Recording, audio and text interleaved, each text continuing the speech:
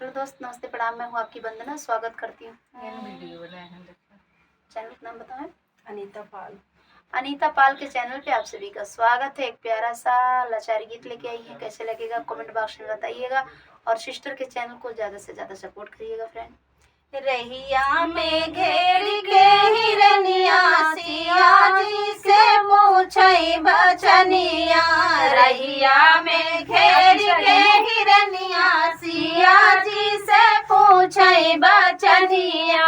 हे हो सखी हमें शंका है भारी है, पुरुषवा में तू के करी नारी।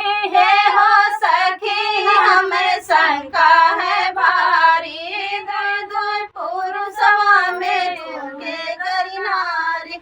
काहे धरू भेष जोगिनिया सिया जी से पूछई बचनिया।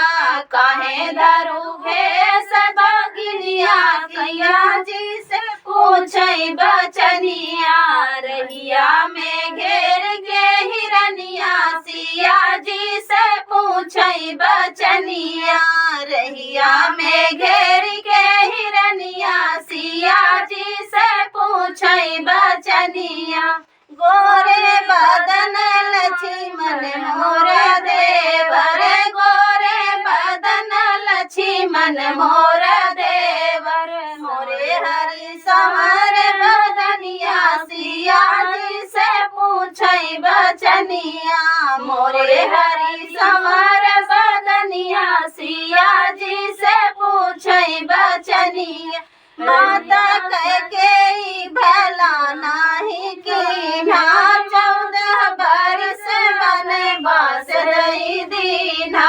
माता कह के भला नाही कीन्हा, 14 बरस बनवास दई दीन्हा। 14 बरस तपस्विनिया सिया जी से पूछई बचनिया।